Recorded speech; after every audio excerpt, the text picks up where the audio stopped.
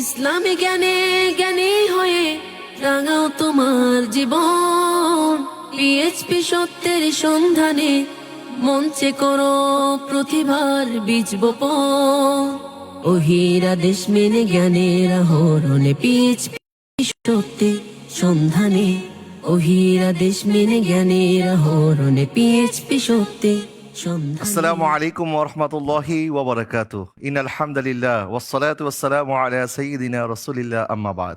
ফাআউযু বিল্লাহি মিনাশ শাইতানির রাজীম। বিসমিল্লাহির রহমানির রহিম। ইন্নাল্লাহা ওয়া মালাইকাতাহু ইউসাল্লুনা আলান নবী ইয়া আইয়ুহাল্লাযীনা আমানু সাল্লু আলাইহি ওয়া সাল্লিমু তাসলিমা। আল্লাহুম্মা সাল্লি আলা সাইয়্যিদিনা মুহাম্মাদিন ওয়া আলা আলি সাইয়্যিদিনা মুহাম্মাদিন ওয়া বারিক ওয়া সাল্লিম। দর্শক, দূরের কাছের দেশ কিংবা প্রবাসে যারা যেখান থেকে আমাদেরকে দেখছেন, সবাইকে স্বাগত জানাচ্ছি পিএইচপি ফ্যামিলি নিবেদিত পিএইচপি সত্যের সন্ধান ইসলামিক জ্ঞান প্রতিযোগিতা পাওয়ার্ড বাই জেন্টাল পার্ক। দর্শক, দীর্ঘ ১ বছর পর মাহে রমাদানের প্রথম দিনে আমরা হাজির হয়েছি আপনাদের সামনে। কোরআন নাজিলের মাস মাহে রমাদান। আল্লাহ পাক কোরআনের প্রথম আয়াতে ইরশাদ করেছেন, ইকরা, পড়ুন। আল্লাহ সুবহানাহু ওয়া তাআলা আমাদেরকে জ্ঞান অর্জনের কথা বলেছেন। আমরা সেই জ্ঞান অর্জনের জন্য আমাদের এই মঞ্চকে সাজিয়ে আসছি দীর্ঘ ৫ বছর যাবৎ। তারই ধারাবাহিকতায় পিএইচপি ফ্যামিলির সৌজন্যে পিএইচপি সত্যের সন্ধান ইসলামিক জ্ঞান প্রতিযোগিতা সিজন 5 এর আজকেরই প্রথম পর্বে আমি আপনাদের সবাইকে স্বাগত এবং মোবারকবাদ জানিয়ে আমাদের আজকের আয়োজন শুরু করতে যাচ্ছি। আশা করছি আপনারা সকলে ভালো আছেন, সুস্থ আছেন। আমরা দীর্ঘ ৫ বছর যাবৎ এই ইলমে দ্বীন অর্জনের এই জার্নিটা হাঁটি হাঁটি পা পা করে শুরু করতে করতে আলহামদুলিল্লাহ আজকে আমরা এই বিশাল মঞ্চে আপনাদের সামনে হাজির হতে পেরে আমরা আল্লাহর দরবারে শুকরিয়া আদায় করছি। সেই সাথে আল্লাহ সুবহানাহু ওয়া তাআলা প্রিয় হাবিব মুহাম্মদুর রাসূলুল্লাহ সাল্লাল্লাহু আলাইহি ওয়াসাল্লামের রওজায়ে আতহার সোনার মদিনায় আমরা লক্ষ কোটি দুরূদ এবং সালামের হাদিয়া নাজরানা পেশ করছি। আমরা যে ইলম অর্জন করার জন্য আজকের এই সুন্দর আয়োজন করছি, আমাদের এই আয়োজনে টাইটেল স্পন্সর হিসেবে আছে পিএইচপি ফ্যামিলি এবং আমাদের সাথে আছে জেন্টাল পার্ক। দর্শক, আল্লাহ সুবহানাহু ওয়া তাআলা হযরত মূসা আলাইহিস সালামকে একজন আলেমের সান্নিধ্যে যাওয়ার জন্য আল্লাহ সুবহানাহু ওয়া তাআলা বলেছিলেন এবং হযরত মূসা আলাইহিস সালাম ইলম অর্জনের জন্য একজন আল্লাহ পাকের একজন মুকাররব বান্দার সান্নিধ্যে গিয়েছিলেন, অথচ তিনি ছিলেন একজন কালিমুল্লাহ, আল্লাহ সুবহানাহু ওয়া তাআলার প্রিয়ভাজন একজন নবী, যিনি উলুল আজম পয়গম্বরদের একজন। তারপরেও আল্লাহ সুবহানাহু ওয়া তাআলা ওনাকে ইলম অর্জন করার জন্য এমন একজন কাছে পাঠিয়েছেন যাকে আল্লাহ সুবহানাহু ওয়া তাআলা সরাসরি ইলম দান করেছেন। এবং নবীজি সাল্লাল্লাহু আলাইহি ওয়াসাল্লাম ইরশাদ করেছেন, মূসা আলাইহিস সালামের কাছে যে ইলম ছিল সেই ইলম সেই বান্দা অর্থাৎ হযরত খিদর আলাইহিস সালামের কাছে ছিল না। আর অপরদিকে খিদর আলাইহিস সালামের কাছে যে ইলম ছিল সেটি হযরত মূসা আলাইহিস সালামের কাছে ছিল না।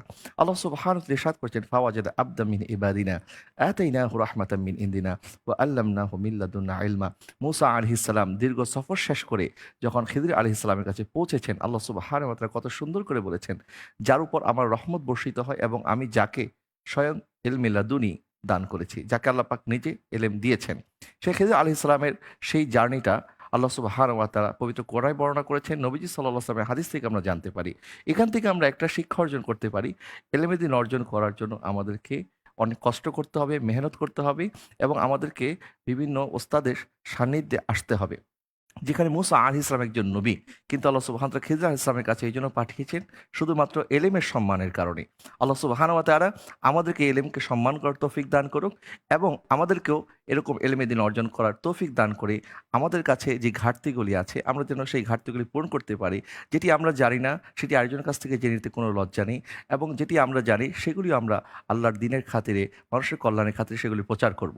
তারই ধারাবাহিকতায় আমরা দীর্ঘ ৫ বছর যাবৎ আপনাদের সামনে হাজির হচ্ছি জানতে এবং জানাতে। আজকে আমাদের এই আয়োজনের প্রথম দিনে আমাদের সম্মানিত বিচারক হিসাবে যিনি উপস্থিত আছেন, আসুন আমরা সত্যি ওনার সাথে পরিচিত হয়ে নেই। আমাদের সাথে উপস্থিত আছেন ঢাকা বিশ্ববিদ্যালয়ের ফার্সি ভাষা ও সাহিত্য বিভাগের সম্মানিত অধ্যাপক জনাব doctor K M Saiful Islam Khan. আসসালামু আলাইকুম ওয়া রাহমাতুল্লাহ। ওয়ালাইকুম আসসালাম রাহমাতুল্লাহি ওয়া বারাকাতুহু। মোহতারাম, আপনাকে স্বাগত জানাচ্ছি আমাদের আজকের আয়োজনে। আপনাকে ধন্যবাদ এবং মোবারকবাদ জানাচ্ছি। আমরা এই পর্যায়ে পরিচিত হয়ে নিই আমাদের আজকের পর্বের সম্মানিত অতিথির সাথে। ঘনিয়া সাইদিয়া মাদ্রাসার সম্মানিত পরিচালক হাফেজ মাওলানা মোহাম্মদ বজলুল হক। আসসালামু আলাইকুম রহমতুল্লাহি আবরাকাত।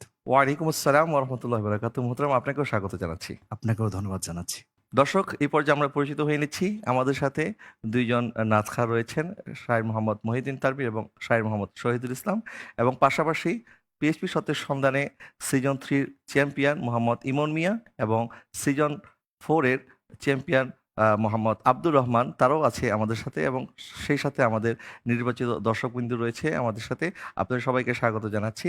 পিএইচপি সত্যের সন্ধানে। দর্শক, পবিত্র কোরআন নাজিলের মাস মাহে রমাদান।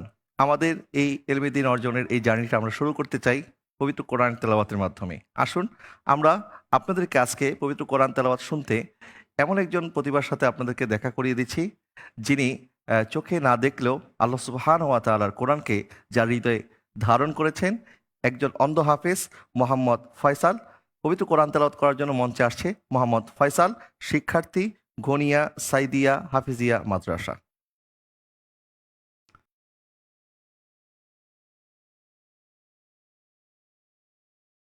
আসসালামু আলাইকুম ওয়া রাহমাতুল্লাহ।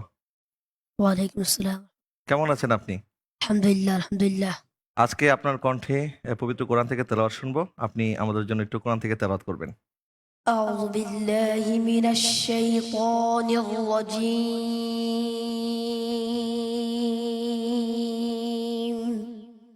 بسم الله الرحمن الرحيم.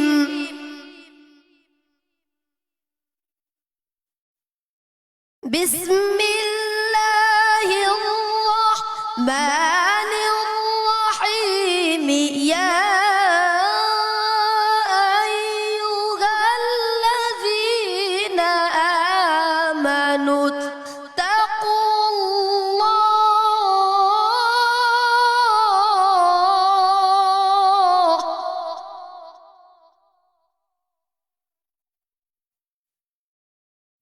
اتقوا الله ولتنظر نفس ما قدمت لغد واتقوا الله.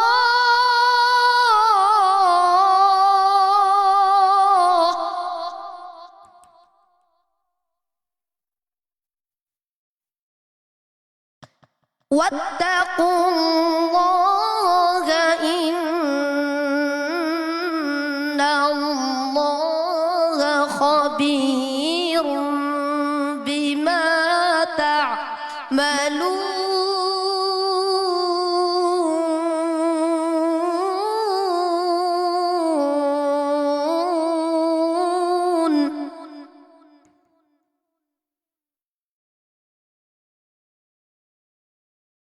ولا تكونوا كالذين نسوا الله.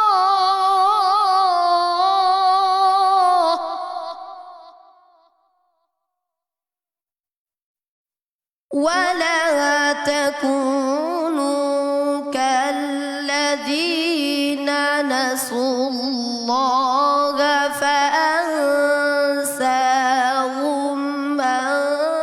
أنفسهم.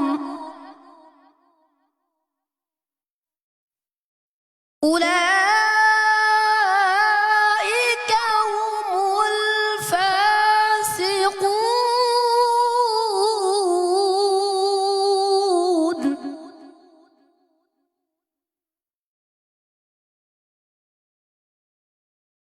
لا يستوي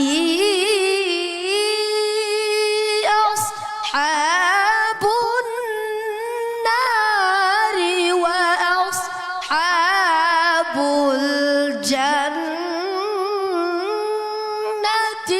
أصحاب الجنة هم الفائزون. মাশাআল্লাহ, মাশাআল্লাহ। لو أنزلنا هذا القرآن على جبل لرأيته خاشعا.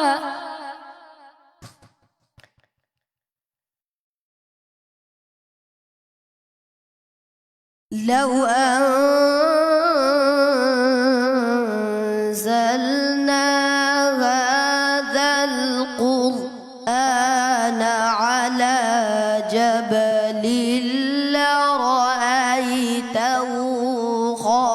خاشعا متصدعا من خشية الله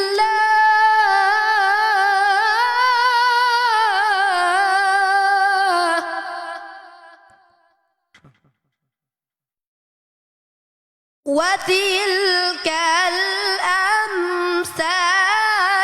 نضربها للناس لعلهم يتفكرون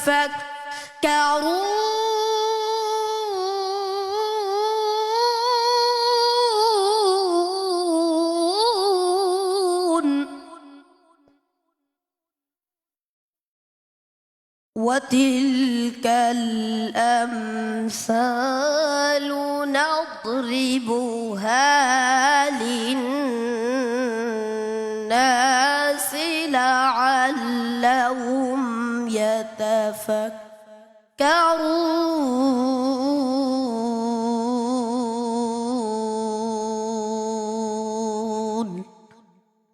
صدق الله العظيم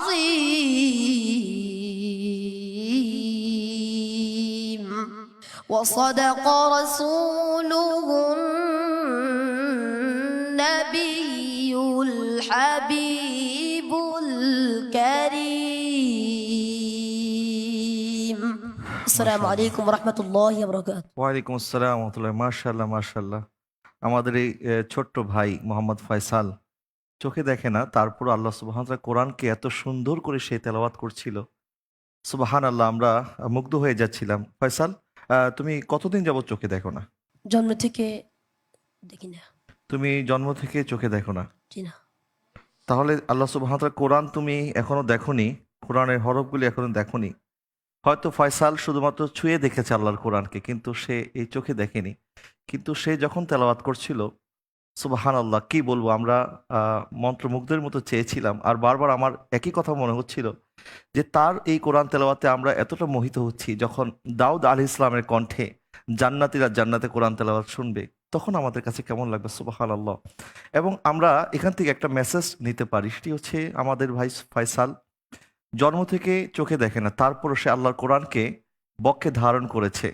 অথচ আমরা অনেকে আছি, আমরা যারা চোখে দেখি তারা হয়তো কোরআন পড়তে পারি না, আর যারা পড়তে পারি তারা হয়তো অর্থ জানি না, আর যারা অর্থ জানি তারা হয়তো কোরআন মেনে চলার চেষ্টা করি না।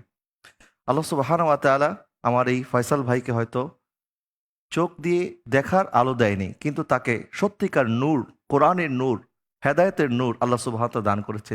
আর আমরা যারা কপালে চক্ষু পেয়েছি কিন্তু হেদায়েতের নূর পাইনি, কোরআনের নূর পাইনি, আমরা আসলে অন্ধ হয়ে আছি। আমি এই পর্যায়ে শুকরিয়া আদায় করছি আমাদের এই যেই কারি সাহেবকে আমাদের কাছে নিয়ে এসেছেন, হাফেজ মাওলানা মোহাম্মদ ফজলুল হক সাহেব, আপনাদের প্রতিষ্ঠানের শিক্ষার্থী মোহাম্মদ ফয়সাল। তো আমি একটু আপনার শুকরিয়া আদায় করতে চাই, এবং ফয়সালের মতো আর এরকম প্রতিভা আপনাদের প্রতিষ্ঠানে আছে কিনা, বা আপনারা এই প্রতিভাকে কিভাবে যত্ন করে রেখেছেন, এই বিষয়টা যদি একটু বলেন। আসসালামু আলাইকুম রহমতুল্লাহি ওয়া বারাকাতুহু। আল্লাহ দরবার শুকরিয়া আদায় করছি। আল্লাহ পাক হাফেজ ফয়সালের মতো আরও 2-3 জন হাফেজ আমাদেরকে খেদমত করার সুযোগ দিয়েছেন, এবং এর বড় ভাই ফয়সালের বড় ভাই হাফেজ আলামিন ও অন্ধ। 2 জন ভাই জন্মগতই অন্ধ, এবং 2 জনে হাফেজ হয়েছে।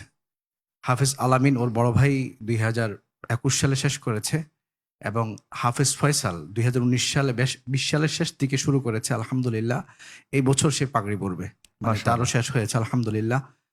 তো ওদের বাবা নাই, 2019 সালে ইন্তেকাল করেছেন। ওরা আমাদের কাছে আছে, আমরা ওদের খেদমত করছি যতটুকু আল্লাহ তৌফিক দিয়েছে। আমরা সর্বোচ্চ চেষ্টা করতেছি ওদের খেদমত করার জন্য। এবং ওর সাথে সাথে আরও একজন অন্ধ হাফেজ আছে আমাদের ওখান থেকে, কোরআন খতম করেছে। ওদের একটা স্পেশালিটি হচ্ছে যে ওরা যতটুকু শুনবে, হুজুররা পড়বেন, আমরা পড়ি, শুনে শুনে শুনে শুনে মুখস্থ করে। এবং আল্লাহ পাক হাফেজ ফয়সালের মধ্যে এত মেধা দিয়েছেন, ও যেই কোনো ধরনের যে কারি হোক না কেন, বিশ্বের যে কোনো কারি হোক না কেন, জানার তেলাওয়াতে শুনবে, সাথে সাথে ক্যাচ করে ফেলে। এবং আব্দুল বাসেত সাহেব শুরু করে আমাদের আহমদ ইউসুফ হাফিজাল্লাহ হতে শুরু করে বাংলাদেশে হতে বিশ্বের সুনামধন অনেক কারীদের তেলাওয়াত শুনে মুহূর্তের মধ্যেই ক্যাচ করে ফেলতে পারে। আল্লাহ ওনাকে অনেক মেধা দিয়েছে। ওর বড় ভাই অনেক বেশি মেধাবী, গত বছরও চিটং থেকে পুরো বাংলাদেশ অন্ধ হাফেজদের মধ্যে থার্ড হয়েছে। মাশাআল্লাহ। এবং আগামীকালকে ওদের একটা জেলা পর্যায়ের অডিশন আছে, অংশগ্রহণ করবে ইনশাআল্লাহ। মাশাআল্লাহ, আমরা ফয়সালের জন্য দোয়া করি এবং ফয়সালের বড় ভাই সহ এরকম আরো যারা আছে আপনাদের প্রতিষ্ঠানে সহ সারা বাংলাদেশের বিভিন্ন প্রতিষ্ঠানে আমাদের এই প্রতিভাগুলি লুকিয়ে আছে। এরা আসলে হীরা মণি মুক্তা জহরতের চাইতে অনেক আমাদের জন্য দামি জিনিস। আল্লাহ সুবহান তাআলা ফয়সালের মতো আরো যত অন্ধ হাফেজ আছে, হাফেজে কোরআন আছে, তাদেরকে এবং তাদের মা বাবাকে আল্লাহ সুবহান তাআলা কবুল করুক। এবং ফয়সালের বাবা নাই, আমরা তার বাবার জন্য দোয়া করি আল্লাহ সুবহান তাআলা তার বাবার কবরকে যেন রওদাতুম মিন রিয়াজিল জান্নাহ বানিয়ে দেয় এবং ফয়সালের মাকে যেন আল্লাহ সুবহান তাআলা সুস্থতার সাথে নেক হায়াত দান করে। ফয়সাল, আপনাকে অনেক অনেক ধন্যবাদ আমাদেরকে সময় দেওয়ার জন্য। পিএইচপি সত্যি সন্ধানে দর্শক, শুরু করছি পিএইচপি সত্যের সন্ধানে ইসলামিক জ্ঞান প্রতিযোগিতা 2025-এর মূল আয়োজনের আজকের এই পর্বে যে 6 জন প্রতিযোগী তথা মক্কি গ্রুপের 6 জন প্রতিযোগী আসছে আমাদের মঞ্চে। আমি 6 জন প্রতিযোগী এই মঞ্চে আসার জন্য আমন্ত্রণ জানাচ্ছি।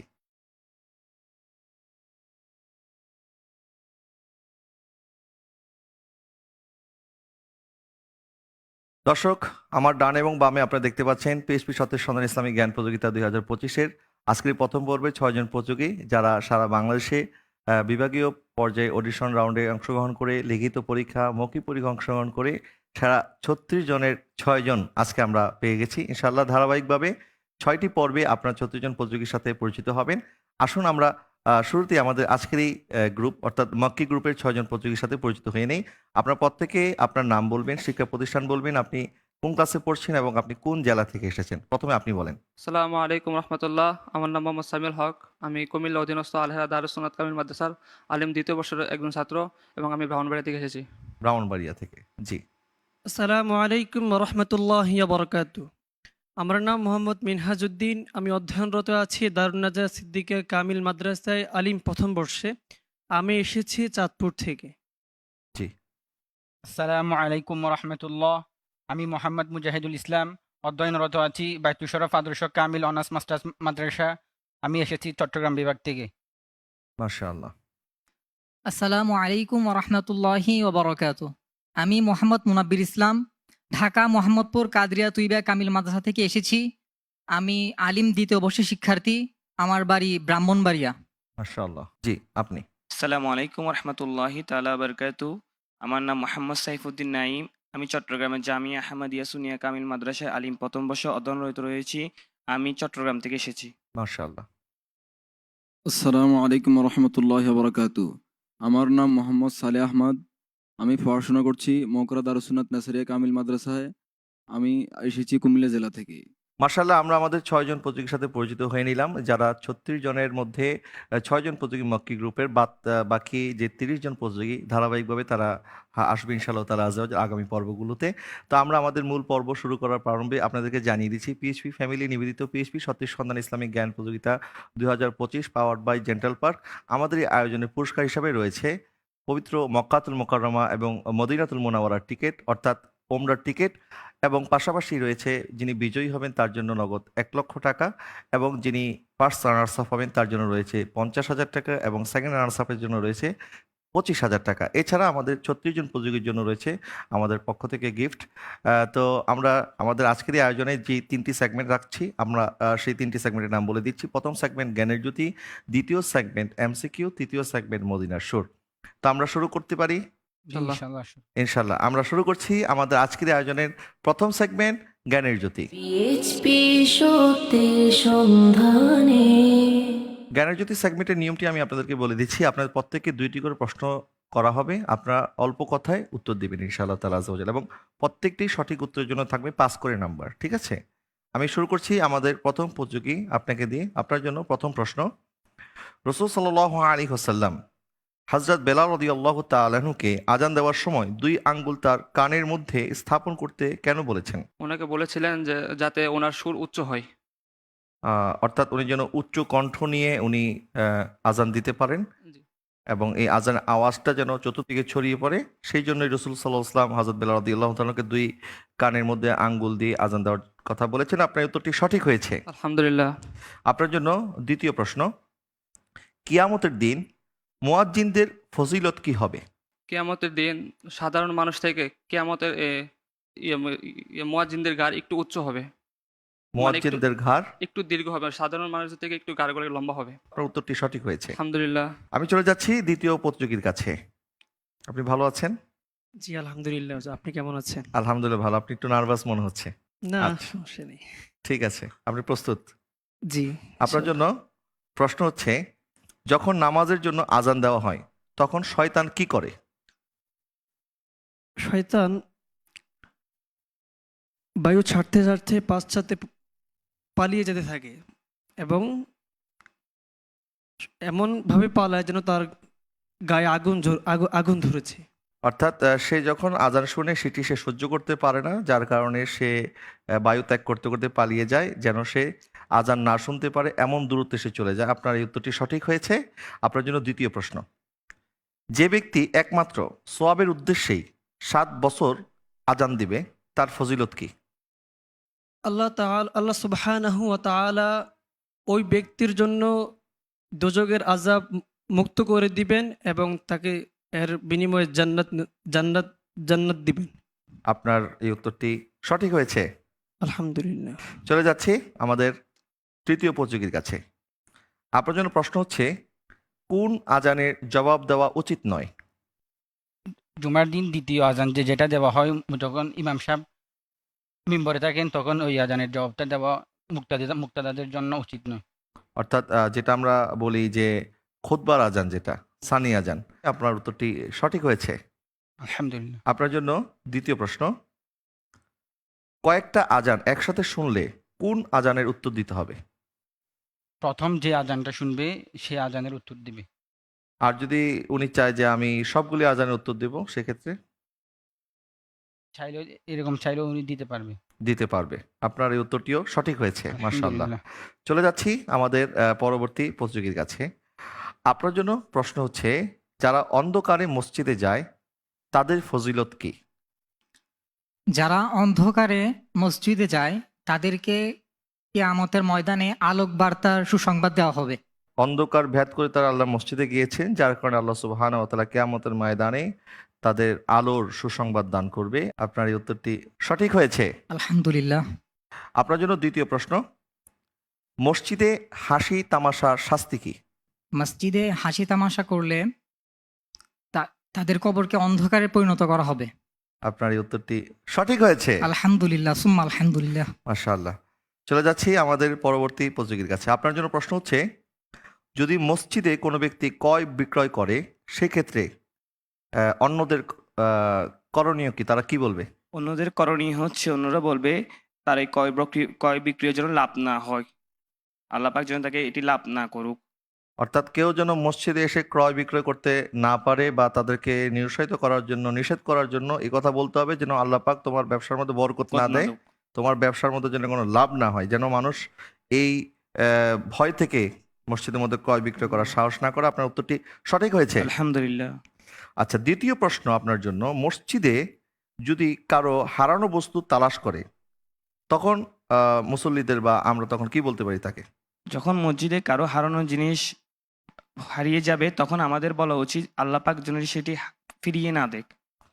অর্থাৎ মসজিদে এই জিনিসটা এলান করা যাবে না। জি, মসজিদে জিনিসটা এলান করা যাবে। আপনার এই উত্তরটিও সঠিক হয়েছে। সুম্মা আলহামদুলিল্লাহ। দর্শক, আমরা অনেকেই এই জিনিসটা ভুল করি যে আমাদের অনেক মূল্যবান জিনিস হয়তো হারিয়ে গেছে, আমরা চিন্তা করলাম মসজিদের মাইকে একটু বলে দিই, তাইলে হয়তো সবাই এটা খোঁজাখুঁজি করবে, আমাকে ফিরিয়ে দেবে। কিন্তু মসজিদ আল্লাহর ঘর, সেখানে শুধুমাত্র নামাজ আদায়কারীরা নামাজ আদায় করার জন্য যাবে, আল্লাহ পাকের জিকির আজকার করবে, আল্লাহকে রুকু করবে, সেজদা করবে, কোরআন তেলাওয়াত করবে এবং সেখানে ধর্মীয় আচার অনুষ্ঠানগুলি পালিত হবে। সেখানে কোনো হারানো বস্তু তালাশ করা বা কোনো পণ্য বিক্রি করার মতো এরকম কাজ যেন আমরা কেউ না করি, এটি মসজিদে আদবের খেলাফ। আমি চলে যাচ্ছি আমাদের সর্বশেষ প্রতিযোগীর কাছে। আমাদের সর্বশেষ প্রতিযোগী, আপনার জন্য প্রশ্ন হচ্ছে, রাসূল সাল্লাল্লাহু আলাইহি ওয়াসাল্লাম কোন দুইটি বস্তু খেয়ে মসজিদের নিকটবর্তী হতে নিষেধ করেছেন? রাসূল সাল্লাল্লাহু আলাইহি সাল্লাম পেঁয়াজ এবং রসুন এই দুইটি জিনিস খেয়ে মসজিদের নিকটবর্তী হতে নিষেধ করেছেন। পেঁয়াজ এবং রসুন এই দুইটি বস্তু খেয়ে নবীজি মসজিদে যেতে নিষেধ করেছেন এবং সেই নিষেধাজ্ঞাটার কারণটা কি? পেঁয়াজ রসুন খেয়ে মসজিদে গেলে অসুবিধা কি? কারণ এটার মধ্যে একটা গন্ধ থাকে, যে সেন্টটা থাকে এটা মানে সহ্য করা যায় না। অর্থাৎ এবং- তার পাশের মুসল্লির হয়তো জি। কষ্ট লাগতে পারে, জি। কারণ সেই দুর্গন্ধ তার নামাজের মধ্যে ব্যাঘাত সৃষ্টি করতে পারে, আর যার কারণে রাসূল সাল্লাল্লাহু আলাইহি ওয়াসাল্লাম এই দুইটি বস্তু খেয়ে মসজিদে যেতে নিষেধ করেছেন। আপনার উত্তরটি সঠিক হয়েছে। আলহামদুলিল্লাহ। আপনার জন্য সর্বশেষ প্রশ্ন, কোন দুইটি স্থান ব্যতীত সমস্ত জমিনি মসজিদ? কবরস্থান এবং গোসলখানা, এই দুইটি স্থান ব্যতীত সমস্ত জমিনের মসজিদ। সুবহানাল্লাহ, আপনার এই উত্তরটি সঠিক হয়েছে। আলহামদুলিল্লাহ। মাশাআল্লাহ, আমাদের 6 জন প্রতিযোগী প্রত্যেকেই সঠিক উত্তর দিয়ে ফেলেছেন মাশাআল্লাহ। দেখা যাক সামনের সেগমেন্টগুলিতে কি হয়। তো আমরা পরবর্তী সেগমেন্টে যাব। সেগমেন্টের কিছু প্রাসঙ্গিক বিষয় নিয়ে আমাদের সম্মানিত বিচারকের কাছে মূল্যায়ন জানতে চাবো। আমাদের প্রতিযোগীদের পারফরমেন্স কেমন লেগেছে, পাশাপাশি আমি আমাদের আজকের সম্মানিত বিচারক ঢাকা বিশ্ববিদ্যালয়ের ফার্সি ভাষা ও সাহিত্য বিভাগের সম্মানিত অধ্যাপক ডক্টর KM সাইফুল ইসলাম খান স্যারের কাছে একটি বিষয় তুলে ধরতে চাই যে আমাদের প্রতিযোগীরা তারা যেই মসজিদের আদবের বিষয়ে যে উত্তরগুলি তারা দিয়েছে, এখানে মাশাআল্লাহ সবাই কিন্তু তরুণ এবং তারা এখনো মাদ্রাসায় স্টাডি করছেন। তো আমাদের তরুণদের উদ্দেশ্যে আপনি কি কিছু নসিহত করবেন কিনা স্যার? যে আমরা দেখি যে আমাদের তরুণ ভাইয়েরা যারা আছেন তারা মসজিদে গিয়ে নামাজ আদায় করার ক্ষেত্রে অনেক সময় অবহেলা করে থাকেন। তো এই মসজিদে গিয়ে নামাজ আদায় করার যে প্রয়োজনীয়তাটা আছে সে বিষয়টা যদি একটু স্যার তুলে ধরেন। পাশাপাশি হুজুর সাল্লাল্লাহু আলাইহি ওয়াসাল্লাম রসুন এবং কাঁচা পেঁয়াজ খেয়ে মসজিদে যেতে এই কারণে বারণ করেছেন যেন তার পাশের মুসল্লির কষ্ট না হয়, যেখানে একজন মুসলমানকে এটাও খেয়াল রাখতে হয় যেন আমার মুখের দুর্গন্ধের কারণে আমার পাশের মুসলমান যেন কষ্ট না পায়। কিন্তু আমরা এটাও দেখি অনেকে নামাজও পড়েন, মানুষের হক নষ্ট করেন, মানুষের বাড়ি দখল করেন, মানুষের জমি দখল করেন, মানুষকে বিভিন্নভাবে কষ্ট দিয়ে কথা বলেন। তো তাদের বিষয়ে কি বলবেন? এক হচ্ছে যারা মসজিদে এসে নামাজ পড়ে না, আবার যারা মসজিদে নামাজ পড়ে ঠিক কিন্তু আবার মুসলমানদের হক সম্পর্কে তারা সচেতন না, আরেকজনকে কষ্ট দেয়। আউযুবিল্লাহি মিনাশ শাইতানির রাজিম। বিসমিল্লাহির রহমানির রহিম। আল্লাহুম্মা সাল্লি আলা সাইয়্যিদিনা মুহাম্মাদিন নাবিয়্যিল উম্মি ওয়া আলিহি ওয়া সাল্লাম। ধন্যবাদ। আমি খুবই অভিভূত আজকের এই পিএইচপি সত্যের সন্ধানে, এই ইসলামিক নলেজ বেসড জ্ঞান ভিত্তিক অত্যন্ত প্রয়োজনীয় এবং অনেক সময় আমাদের লক্ষ লক্ষ মুসল্লি মসজিদে যান, কিন্তু প্রয়োজনীয় যে জ্ঞানটা, যে তথ্যটা না থাকার কারণে এবাদত নষ্ট হয়, এবাদতে যে আন্তরিকতা সেটি নষ্ট হয়। এই জন্য আপনাকে এবং আপনার টিমকে আন্তরিক ধন্যবাদ জানাই, পিএসপি ফ্যামিলিকে ধন্যবাদ জানাই। শুকরিয়া। মূলত আমি একটু ভিন্নভাবে একটু বলি, সেটি হচ্ছে আহ, পৃথিবীতে ইসলাম আসার পরে নামাজের যে বিধান দেওয়া হয়েছে, মূলত মানুষ তার জন্মগ্রহণ করবার পরে, বালেগ হওয়ার পরে তার জীবিকার সন্ধান, শিক্ষা দীক্ষা, ব্যবসা বাণিজ্য, 24টি ঘন্টায় মানুষের যে জীবনের প্রচন্ড ব্যস্ততা, অস্থিরতা এবং যা নিয়ে মানুষ টেনশন করে, এই সমস্ত কিছু থেকে যেন মানুষ একটা সময় আল্লাহর ঘরে গিয়ে হাজিরা দেন এবং সেখানে যাতে অন্তরের শান্তিটা তিনি খুঁজে পান, ব্যক্তি হিসেবে মানুষ যাতে আল্লাহর সাথে সম্পর্ক তৈরি করেন এবং সকল অশান্তি অস্থিরতা থেকে যাতে সে মুক্তি পায়, এই জন্যই আসে মসজিদে নামাজের গুরুত্ব এবং মসজিদে জামাতের গুরুত্ব এবং মসজিদের পবিত্রতা রক্ষার প্রসঙ্গটি বিভিন্নভাবে এসেছে। আমরা নতুন প্রজন্মের কাছে আহ্বান জানাবো এই অনুষ্ঠানের মাধ্যমে, তারা যেন আল্লাহর ঘরের সাথে একটা সম্পর্ক রাখেন। না হলে মানুষের এই যে ফ্রাস্ট্রেশন, এই যে টেনশন, এই যে বিচ্ছেদ, বেদনা, ডিভোর্স, এই সমস্ত কিছু যে তীব্র গতিতে বেড়ে যাচ্ছে, হয়তো মানব সভ্যতার সৌন্দর্যগুলোকে আমরা হারিয়ে ফেলবো।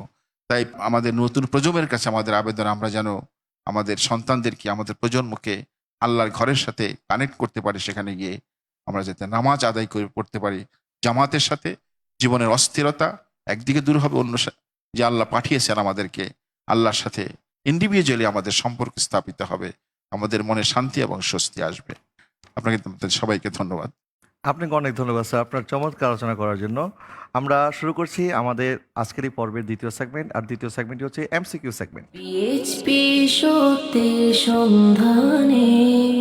এমসিকিউ সেগমেন্টের নিয়ম আমি আপনাদেরকে বলে দিচ্ছি। আপনাদেরকে 45 সেকেন্ড সময়ের মধ্যে সঠিক উত্তরটি বলতে হবে। 4টি অপশন আপনাদেরকে জানিয়ে দেওয়া হবে। 4টির থেকে যেটি আপনি সিলেক্ট করবেন আমরা দেখব সেটি সঠিক হয়েছে কিনা। আর যারা সঠিক উত্তর দিতে পারবেন তাদের জন্য রয়েছে 5 নাম্বার এবং কোনো মাইনাস নাম্বার থাকছে না, কোনো ভয় নাই। আপনারা রিল্যাক্স থাকবেন এবং ভেবে চিন্তে সময়ের মধ্যে উত্তর দেওয়ার চেষ্টা করবেন ইনশাআল্লাহ। ঠিক আছে, শুরু করছি আমাদের এই সেগমেন্ট। প্রথম প্রতিযোগী, আপনার জন্য প্রশ্ন হচ্ছে মসজিদে জুল কিবলাতাইন মসজিদের অন্য একটি নাম আছে, ওই নামটি কি? বনু আবদুল্লাহ মসজিদ, বনু সালামা মসজিদ, বনু খাজরাস মসজিদ, বনু আউফ মসজিদ। আপনার সময় কিন্তু চলছে। বিসমিল্লাহ রহমান রাহিম। আমি উত্তরটাই বেছে নেব, খ, বনু সালামা মসজিদ। বনু সালামা মসজিদ। আপনার হাতে কিন্তু সময় আছে এখনো। ইনশাল্লাহ এটাই। লক করে দেব। ইনশাল্লাহ। লক করে দেওয়া হোক। বনু সালামা মসজিদ মসজিদে জুলকিবলাতাইনের অপর নাম ছিল। আপনার উত্তরটি সঠিক হয়েছে। আলহামদুলিল্লাহ। চলে যাচ্ছি দ্বিতীয় প্রতিযোগীর কাছে। আপনার জন্য প্রশ্ন হচ্ছে, সর্বপ্রথম মসজিদ নববীর ফ্লোর পাকা করেছেন কে? অপশন 1 হযরত আবু বকর সিদ্দিক রাদিয়াল্লাহু তাআলা আনহু, অপশন 2 হযরত ওসমান রাদিয়াল্লাহু তাআলা আনহু, অপশন 3 হযরত ওমর ফারুক রাদিয়াল্লাহু তাআলা আনহু, অপশন 4 হযরত আলী রাদিয়াল্লাহু তাআলা আনহু। মসজিদের নববীর ফ্লোর সর্বপ্রথম পাকা করেছেন কে? আপনার সময় চলছে।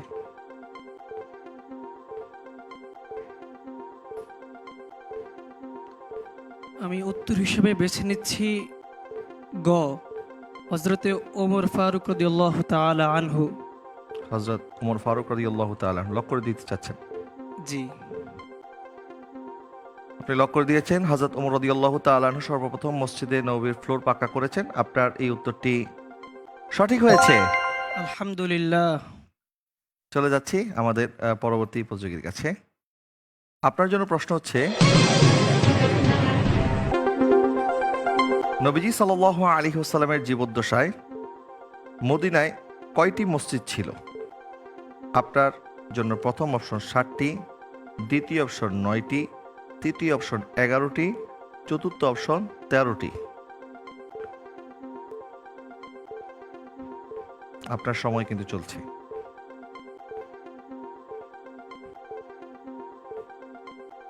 রাসূল সাল্লাল্লাহু আলাইহি ওয়াসাল্লামের জামানায় মদিনায় কয়টি মসজিদ ছিল? আলহামদুলিল্লাহ, আমি উত্তর হিসেবে বলতে চাই 9টি। 9টি? লক করে দিতে চান? 9টি। আপনি লক করে দিয়েছেন 9টি। আপনার এই জবাবটি সঠিক হয়েছে। আলহামদুলিল্লাহ। মাশাআল্লাহ। চলে যাচ্ছি আমাদের পরবর্তী প্রতিযোগীর কাছে। আপনার জন্য প্রশ্ন হচ্ছে, মেরাজের রজনীতে কোন মসজিদে বোরাক বাঁধা হয়েছিল? অপশন 1 মসজিদে হারামে, অপশন 2 মসজিদে নববীতে, অপশন 3 মসজিদে আকসায়, অপশন 4 মসজিদে উমাইয়ায়। মেরাজের রজনীতে কোন মসজিদে বোরাক বাঁধা হয়েছিল?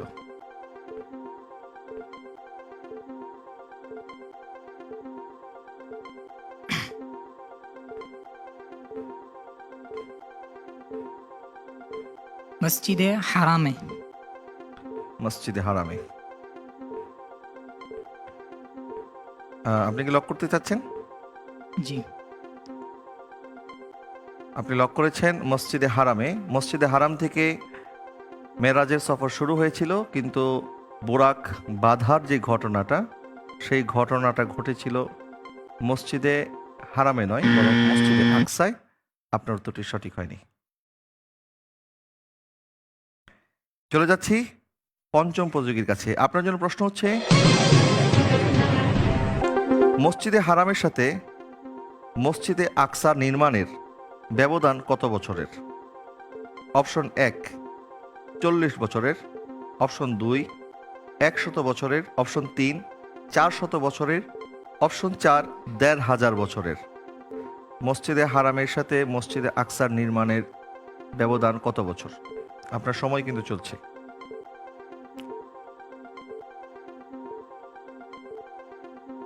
জি, আমি উত্তর হিসেবে বেছে নিচ্ছি অপশন ক, 40 বছরের। 40 বছরের। লক করতে চাচ্ছেন? জি। লক করে দেওয়া হোক 40 বছরের। এ সংক্রান্ত কোনো তথ্য আপনার জানা আছে? জি না। জানা নেই। তবে এতটুকু আপনি কনফার্ম? জি। 40 বছর। আচ্ছা, আপনি বলেছেন মসজিদে হারামে নির্মাণের সাথে মসজিদে আকসা নির্মাণের ব্যবধান হচ্ছে 40 বছর। আপনার এই উত্তরটি সঠিক হয়েছে। মাশাআল্লাহ। রাসূল পাক সাল্লাল্লাহু আলাইহি ওয়াসাল্লামকে প্রশ্ন করা হয়েছে যে মসজিদে হারাম এবং মসজিদে আকসার নির্মাণের বয়সের ব্যবধান কত? নবীজি ইসলাম উত্তর দিয়েছে 40 বছর। আদম আলাইহিস সালাম সর্বপ্রথম মসজিদে হারাম এবং মসজিদে আকসা নির্মাণ করেছেন, পরবর্তীতে সেটি কয়েকবার পুনর্নির্মিত হয়েছে। যাই হোক, আপনার উত্তরটি সঠিক হয়েছে। আলহামদুলিল্লাহ। সর্বশেষ প্রতিযোগী, আপনার জন্য প্রশ্ন হচ্ছে, উম্মতে মুহাম্মদের জন্য মসজিদে আকসার একটি গুরুত্বপূর্ণ অংশ, সেটি কোনটি? অপশন 1 মরিয়ম আলাইহিস সালামের মেহরাব, অপশন 2 মাকাম ইব্রাহিম, অপশন 3 কুব্বাতুস সাখরা, অপশন 4 হযরত ওমর রাদিয়াল্লাহু তাআলা আনহুর মসজিদ।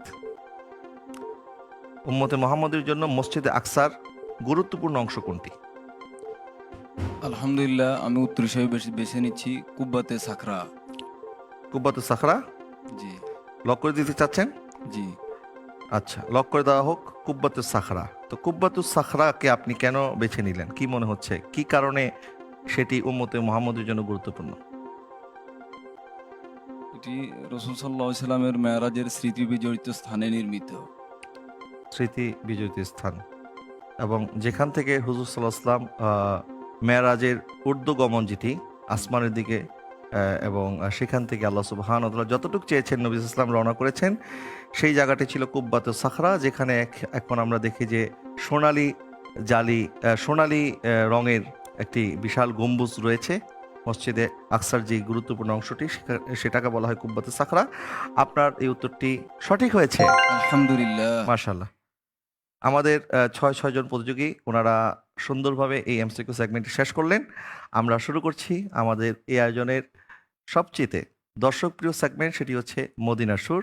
আশা করছি আপনারা অপেক্ষা আছেন মদিনার সুর সেগমেন্টটি কখন শুরু হবে। শুরু করছি মদিনার সুর সেগমেন্ট। পিএইচপি সত্যের সন্ধানে। মদিনার সুর সেগমেন্টের নিয়মটি আমি আপনাদেরকে বলে দিচ্ছি। আপনাদের একটি করে টিউন শোনানো হবে। এই সুর শুনে বলতে হবে যে এটি কোন হামদ, নাত অথবা গজলের সুর। আপনাদেরকে 30 সেকেন্ড সময়ের মধ্যে বলতে হবে, এবং ওই গজলের 2 লাইন আপনাদেরকে পরিপূর্ণ বলতে হবে। যদি 2 লাইন পরিপূর্ণ বলতে পারেন তাহলে 5 নাম্বার পাবেন, আর যদি 1 লাইন বলেন তাহলে অর্ধেক নাম্বার পাবেন, আর যদি বলতে না পারেন তাহলে কোনো নাম্বার পাবেন না। ঠিক আছে? আমি শুরু করছি আমার ডান দিক থেকে। আপনার জন্য প্রথম সুর শোনানো হচ্ছে।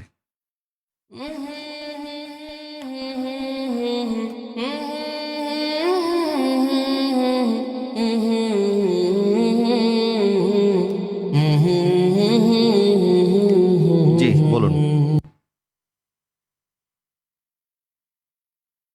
আপনার সময় কিন্তু চলছে। তুমি সবাইকে মদিনায় নিলা, আমায় নিলা না। মদিনা মোর আসল ঠিকানা, মদিনা মোর আসল ঠিকানা।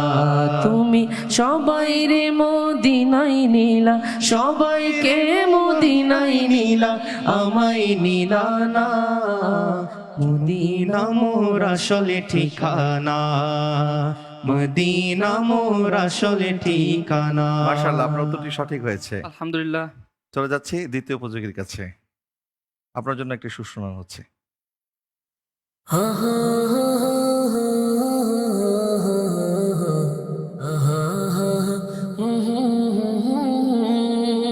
জি বলুন, আপনি বলুন। 30 সেকেন্ড সময়ের মধ্যে বলতে হবে।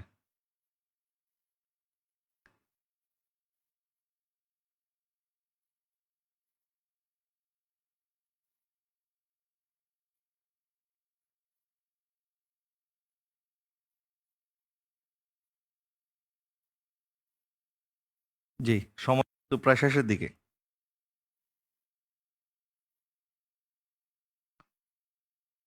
একটি বাংলা নাত রসুল। জি, টাইম শেষ হয়ে গেছে। আমার মনে জল্পনা কল্পনা, নবী যাব আমি সোনার মদিনা। আমার মনে জল্পনা কল্পনা, নবী যাব আমি সোনার মদিনা। যাব আমি সোনার মদিনা, যাব আমি সোনার মদিনা। মদিনা মদিনা যাব আমি সোনার মদিনা।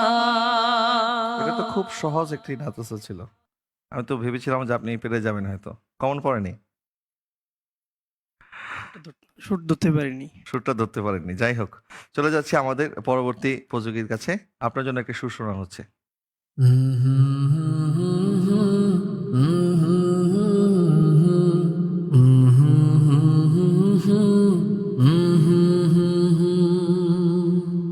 জি, একটি বাংলা নাত রসুল।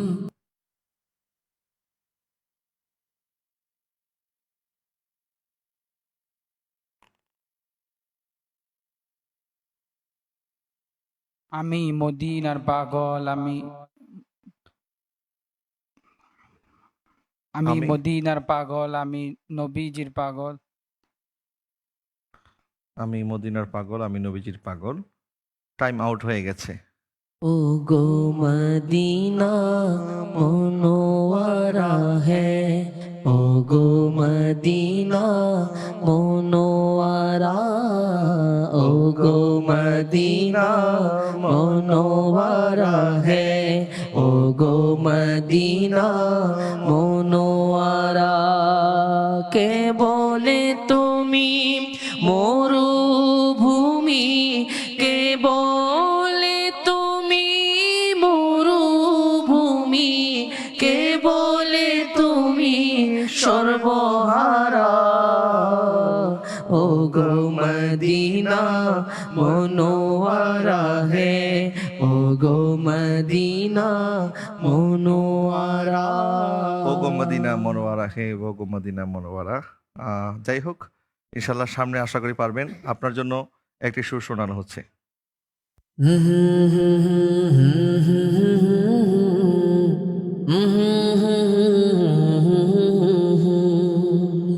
জি, ভালো লাগার জায়গা মদিনা, ভালোবাসার জায়গা মদিনা, ভালোবাসার জায়গা মদিনা ভালো লাগার জায়গা মদিনা ভালোবাসার জায়গা মদিনা ভালো লাগার জায়গা মদিনা এমন সুন্দর জায়গা কোথাও দেখি না এমন সুন্দর জায়গা কোথাও দেখি না দিয়েছেন দয়াল রব্বানা বানিয়েছেন দয়াল রব্বানা ভালোবাসার জায়গা মদিনা মাশাআল্লাহ, আপনার উত্তরটি সঠিক হয়েছে। চলে যাচ্ছি পরবর্তী উপযোগীর কাছে।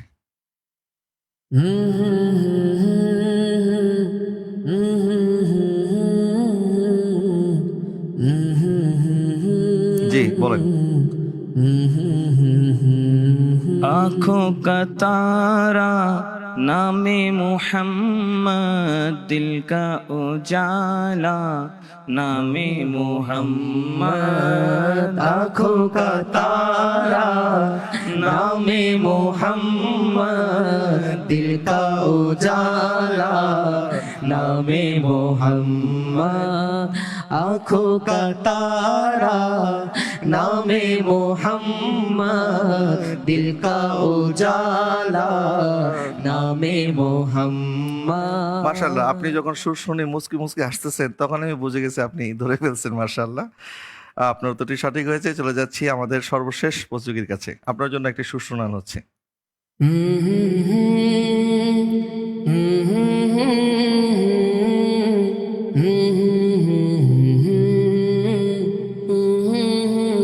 জি, বলুন। সময় চলছে। খুব কমন একটি উর্দু নাত রসুল।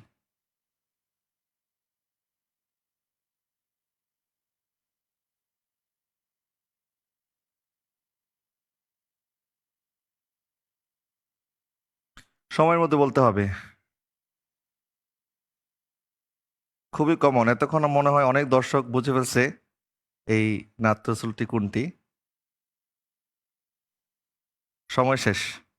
हर वक्त तस्वर में मदीने की गली हो और